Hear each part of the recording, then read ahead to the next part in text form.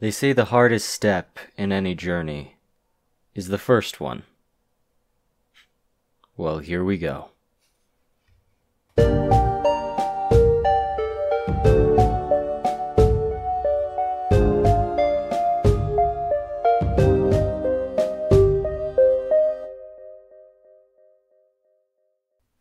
Episode 1. The Wellson Case. The room was large and filled to the brim with data evaluators, the most cunning planners in the universe. They were all working on the same case. Nothing was different about any of them. The room had 4 doors with speakers above each door. The environment was tense. Every day, at the same time of day, the district supervisor called out one of the evaluators, or crunchers as they were more commonly known. The cruncher was almost always chewed out or assigned to another case. The supervisor was late. Some of the crunchers thought that nobody was going to be called. But sure enough. Data Cruncher 577, report to the Central Processing Hub. Data Cruncher 577 stood up with a terrified look on his face. Whispers were heard all around him.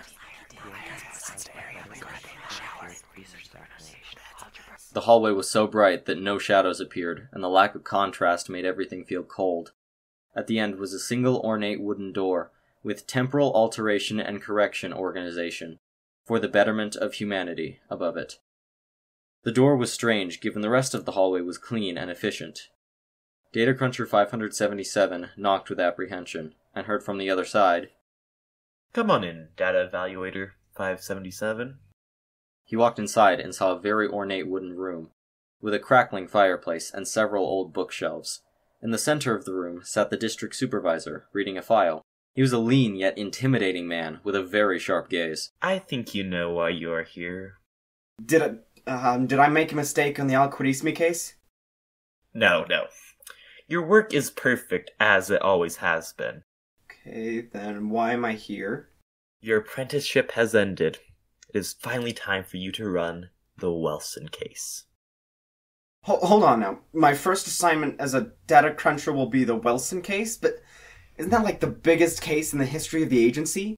Oh, you misunderstand. This assignment is far too complicated for normal data crunchers to handle. What does that mean? It means, congratulations. You have been promoted to a level 3 personnel. Your new identity is Field Agent 67. What division? Alteration. But why alteration? Mapping and rescue require so much more manpower than alteration. I'm sure you know the risks involved in alteration, and how that field needs people with your skill set. They need somebody to press buttons on a computer? I didn't sign up to be a field agent! You know the conditions of enlistment. If you are uncomfortable with the deal you made, we can and will take back our part. Oh, what bay do I report to? Report to Launch Bay 3 to receive your new credentials and meet your partner. Agent 67 stood up to walk out, but turned. Since when do agents get a partner in alteration? Since you became the second agent in history with no formal training before their first mission. Agent 67 walked out of the room, where 2 guards escorted him to the launch bay. Outside the launch bay was a small checkpoint with a door made of opaque energy. A tired-looking checkpoint worker was waiting in a little box inside the wall. Agent 67 shuffled up to the box. What is your current clearance code? Level 1, but I'm here to receive the agent credentials. What's your new identity? Alteration Agent 67. The checkpoint worker glared with skepticism. Most unusual. Look, I got it from the district supervisor. It is in the system. Here's your wrist panel, and here's your Nexus pin. Thank you. Carry on. Agent 67 walked into the launch bay, where there was a clear path for him to follow, lined with data crunchers and some other field agents. They were all glaring with disapproval. Agent 67.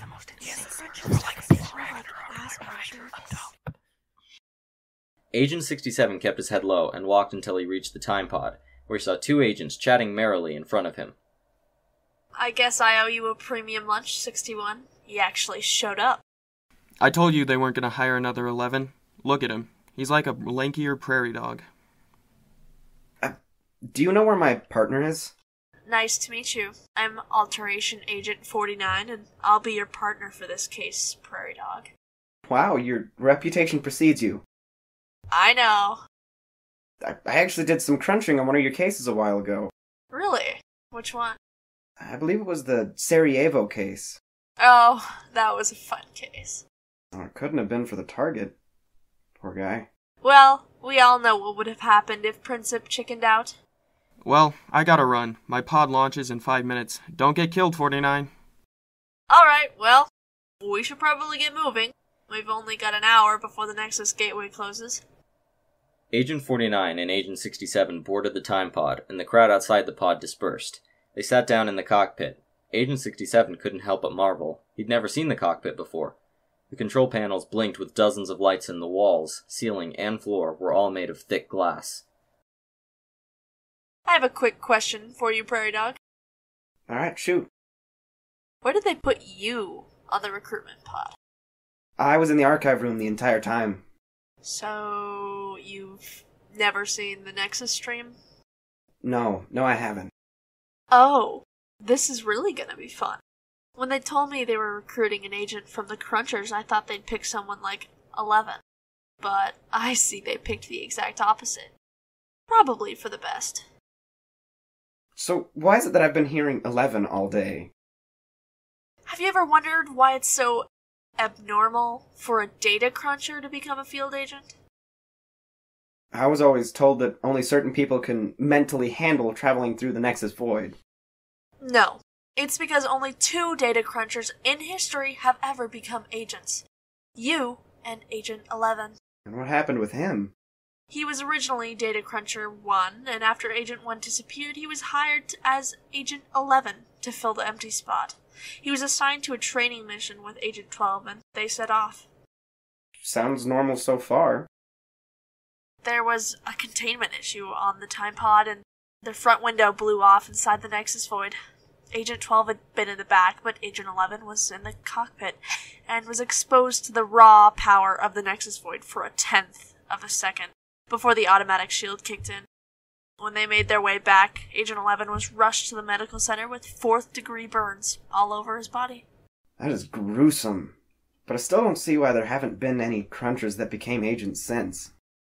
He was in critical care for 2 days before he was moved into the advanced regeneration room, and when he woke up, his burns had been reduced to 2nd and 1st-degree burns with 1 large 3rd-degree burn on his face.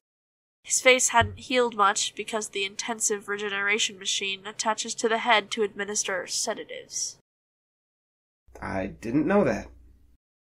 Pray you never have to see it for yourself. When he finally regained consciousness, he was deeply unsettled, and no amount of sedatives could calm him. We had theorized that the raw exposure to the Nexus Void would have negative effects on the human body, but we had no idea what it would do to his mind. He calmed down after a day and stayed in the chamber for a week. All of his burns had healed, except for the burn on his face, and he was being escorted to the final stage of his treatment when he shed his calm exterior and attacked his doctors. He escaped the medical team and the security guards. He broke into a launch bay and stole a time pod. He disappeared into the Nexus Void, and we haven't seen him since. There are rumors among the agents that he's still active, and works to impede the works of other agents. Who knows? Maybe we'll run into him. Is that it? What else could there be? No, is that it? About 500 meters in front of the time pod was a large ovular gateway orbiting the planet. It was covered in pulsing energy cells and strands of erratic energy shot from each cell into the center. The convergence in the center made the very universe seem to twist and bend in constantly fluctuating ways. Are you ready? I think so. Well, I guess there are always disappointments in life, but just remember, the world's at stake. Agent 49 pushed her hand forward on the control panel, and the ship rocketed through the vortex. The ship was completely surrounded by an incredibly intricate web of shifting energy. Then, in a flash, they emerged and looked over the blue orb below them. Have you ever seen Earth before? No, I was born about a year after it was destroyed. Well, if we succeed, then at least some version of you will grow up on Earth. Well, set the autopilot for Hollow Falls. We need to stop a Harold Wellson. The sun had barely begun to rise, and a man was ready to enact a plan that he had been preparing for weeks. He pulled a knife from the drawer below him. He looked at it and whispered, "Do you have any last words?" "I didn't think so." He moved in, and in a quick, calculated movement, his victim was no more. A tear left his eye. "Well, I guess that's what I get for cutting onions. Hey, Harold, why don't you come out of your lair and come talk to me?" There was a rumbling sound from the door on the other side of the room.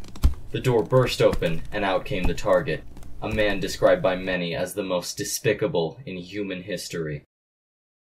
Why have I been summoned, George? Harold, if you're gonna do the whole intense thing, maybe leave your bunny slippers in your room. Harold smirked and pulled up a chair to the kitchen island. That is a good idea. What's with the buffet? Well, since I'm moving out today, I figured it might be nice to make you a little something to lessen the blow. George handed Harold a plate with some eggs, bacon, sausages, potatoes, and side sauces. Oh, so these are pity pancakes and betrayal bacon. How dare you? It's about time I got out of here, Harold. I mean, I'm engaged and we just bought a house. You just had to go and get engaged, didn't you, George? Now you're leaving me to live a life of love and romance. Is it really worth it? I'll have my stuff out by this afternoon. I think you can handle yourself. Maybe. But I'm gonna miss you, man. Harold glanced at the clock, then shot up. Oh, crap. I need to get to school. Oh, shoot. Well, have a nice day. Till next time, George. Harold sped out of the apartment. 20 minutes later, he arrived at Hollow Falls University. Harold ran past the many brick buildings until he arrived at his building. He walked as fast as he could through this English building until he made it to his classroom. He sat in a seat and tried to compose himself. He did not realize that since he'd made it to campus, he had been stalked like a gazelle on the Serengeti. The predator snuck up behind and pounced. Boo! You do that every day. How is it that I never see it coming? You are weak, and your bloodline will not survive the winter. Wow! Why are we friends? I am very persistent.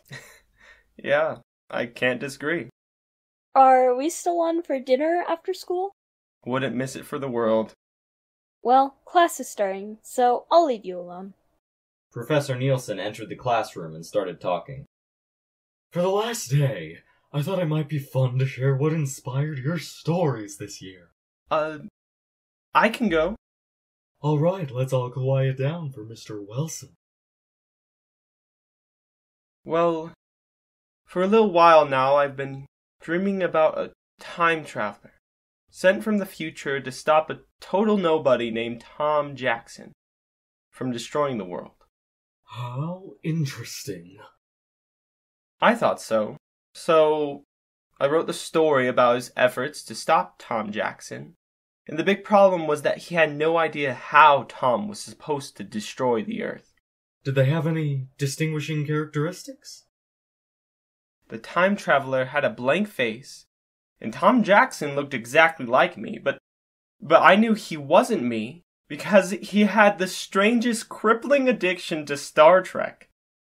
It sounds like you made the best of a dream that would sit in most people's heads. Good job, Mr. Wellson.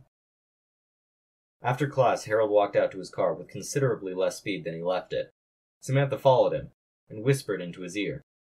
You know, the closest dream I've ever had to yours was where I was trapped in a room with myself, and I had to stab myself to get out. Or maybe I didn't have to. I don't know. But the other me deserved it for stealing my face and for stealing young Stalin from me. He was a hunk. You never cease to disturb me, Samantha. Where do you want to eat? Well, we could go out, or we could go to my apartment, since George just moved out and left a ton of food. George is a very good cook. Plus, I'd like to see how your apartment looks without all of George's stuff. So, is it a plan? Yeah, that sounds like fun. Alright. How about you come over at, say 5? It's a plan. They both got in their cars and drove away. Harold got home and was almost finished tidying up when he heard a knock on the door. He opened the door, and it was George with bolt cutters. Harold, I almost forgot. We never opened the box. I forgot about it too. How long has it been?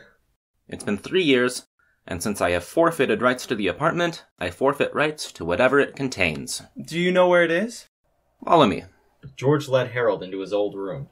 George opened his closet and pulled out an ornate wooden trunk with a large padlock on the front.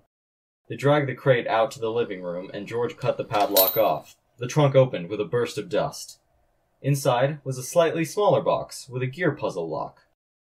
Well, that's disappointing.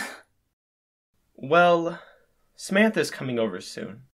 She's pretty good at puzzles. Maybe she could help us out. I only had enough time to open the padlock. Susan is downstairs with all her stuff in a trunk. If you want, you can have the box. No, just make sure you tell me what was inside. I'm really curious. Well, don't keep Susan waiting. Let me know when you open the box. I will. George left the apartment. Shortly after he left, there was another knock on the door. Harold answered it. Did you forget your phone or something, George? He opened the door, and there stood Samantha with a confused look. Oh, it's you. Wish I could say that was the first time I've been mistaken for a guy. You're early. Yeah, well, I just had to see the bachelor pad in all its glory. Yes? Well, what do you think? Without George's stuff, it's emptier. Yeah? Well, I need to get some of my own stuff to fill the empty spaces. What's with the crate? Oh, a couple of years ago, when we moved in, we found this trunk with a padlock. And we agreed that if nobody came to claim it by the time one of us had moved out, the other got to have it. What would have happened if both of you moved out? I knew that one of us would have to leave, just by watching George when he met Susan. So, what's inside the crate? A smaller box, with an even more complicated lock on it. Can I see? Sure. Harold handed the box to Samantha. Wow, this is a complicated lock. I told you. Now, let's see if we can crack it. The night was winding down, and the food was almost gone. So I noticed something strange when you were describing your dream. Oh? Yeah, this Tom Jackson fellow who looked exactly like you was obsessed with Star Trek. The very show I've been recommending for the last 2 years. What about it? Maybe your subconscious is trying to tell you that I'm always right, and you should watch Star Trek. I don't see the appeal. Why would I want to watch a show about people shooting each other with lasers and smashing things with weird curvy swords? I swear, one of these days I'll get you to watch Star Trek. Okay. How about a deal?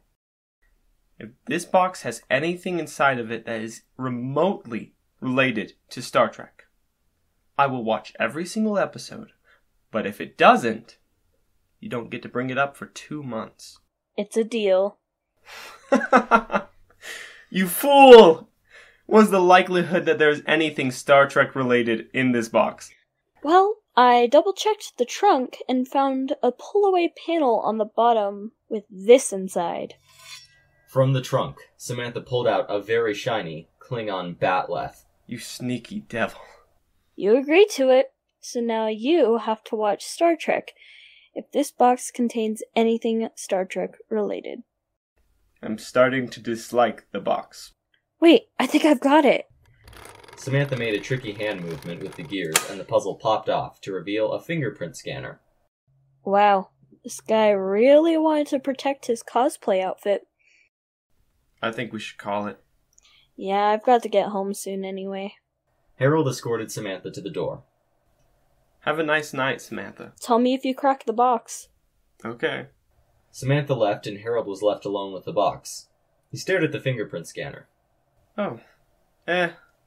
Why not? He placed his finger on the scanner and the box hissed open.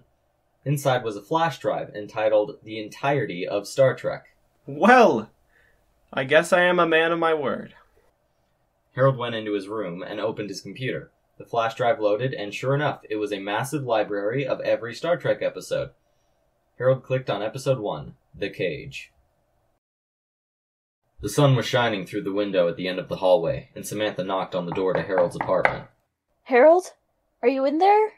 You haven't shown up to brunch in 3 days. A faint noise echoed from inside the apartment. Samantha put her hand on the doorknob. It was unlocked.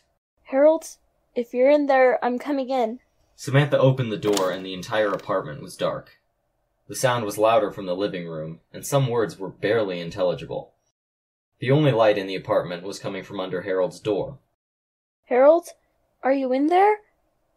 Well, don't just ignore me, man. I'm trying to check up on you. Oh, please have pants on. I'm coming in. Harold's room was somehow darker than the rest of the apartment. There was still that same light, but now it was coming from inside his closet. Samantha took a deep breath and opened the closet. Harold was inside, watching his screen intently. He didn't even blink when Samantha opened the door. Why have you been ignoring me? Hello? Harold, this isn't funny. You know what happened to Lucy. Harold? Are you okay? Harold never took his eyes off the screen.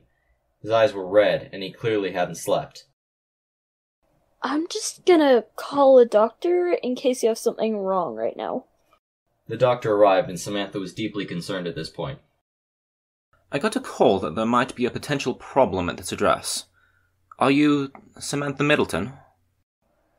Yes, my friend Harold is acting really strange, and I wouldn't be concerned, except his family has a history of some really unique psychological problems.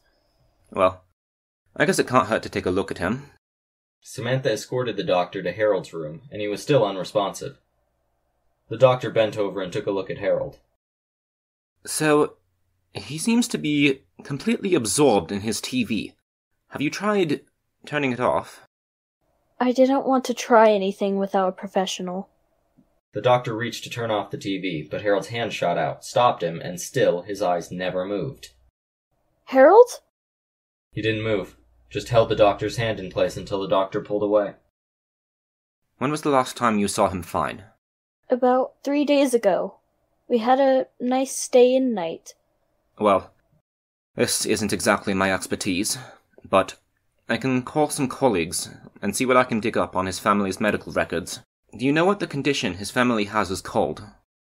It's called Wellson's dissociation, because the first person to be diagnosed with it was his sister. Well, I'll see what I can do. They left Harold's room, and the doctor pulled out his phone and called some of his colleagues. Samantha pulled out her phone and glanced at a contact named Leroy. She shook her head and put her phone back into her pocket. I have some colleagues coming over right now. Harold had been placed on the couch to monitor him more easily.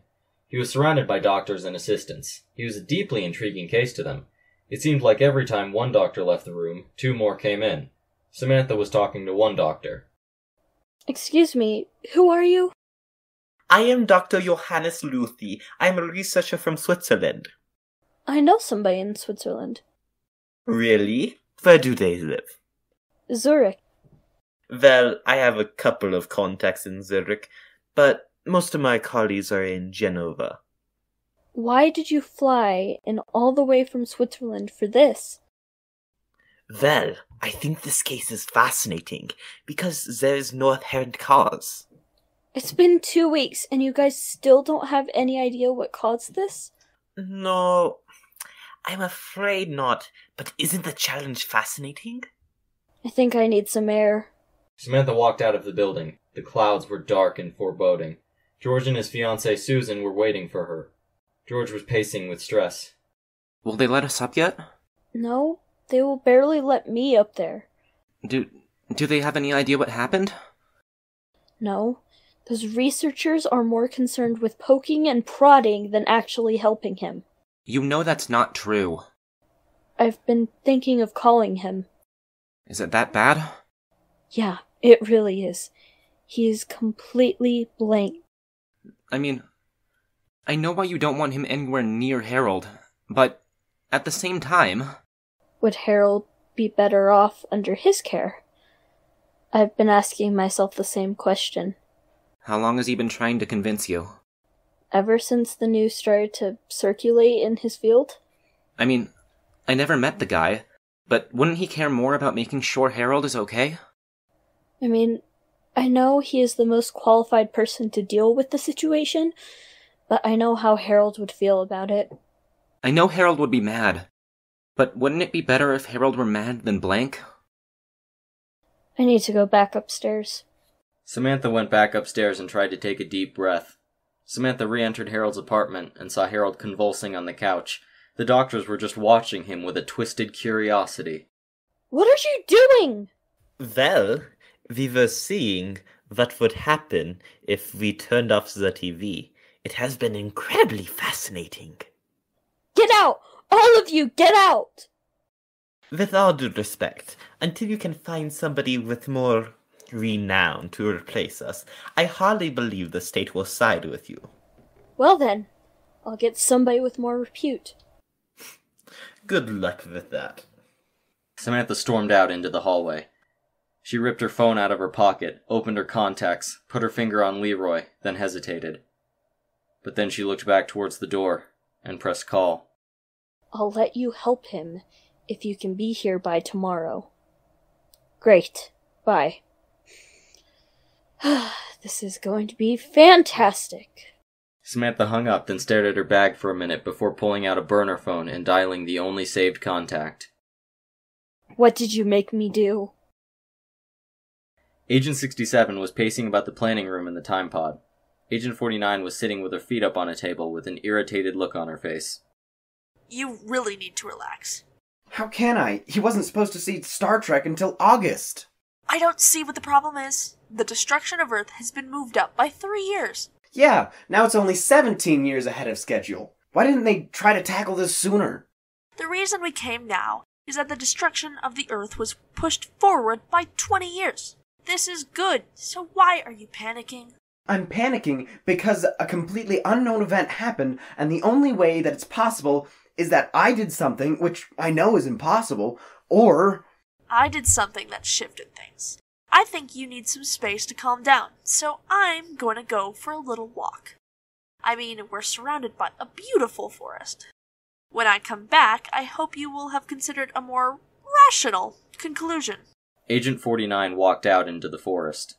Maybe I do need to relax. But what else could it possibly be? Agent 67 put his hand into his pocket, and his facial expression changed, from concern to confusion.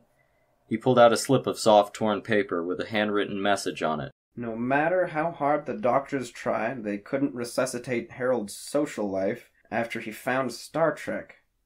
What does that mean? Agent 67 flipped the paper over, and there was another message.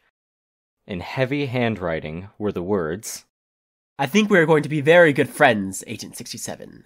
Sincerely, Agent 11. Thank you for watching. Harold the Star Trek Nerd is a Nexus Group podcast created and produced by Dylan Ash. Tune in January 24th for the next installment. Special thanks to the cast of Harold the Star Trek Nerd for all that I've put them through.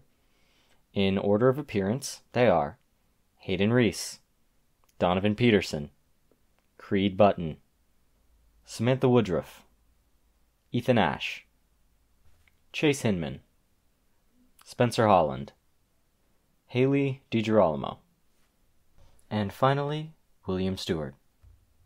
Sound effects for Harold the Star Trek Nerd were sourced from freesound.org. Thank you to Richard Lynn TV for Stone Metal Dragging, Recording.it for Knocking 1, Alex Murphy 53 for Running on a Concrete Floor, and Psycho Pancake for Chair on Tiles Fast. Harold the Star Trek Nerd can be found wherever you find your podcasts. Have a nice day.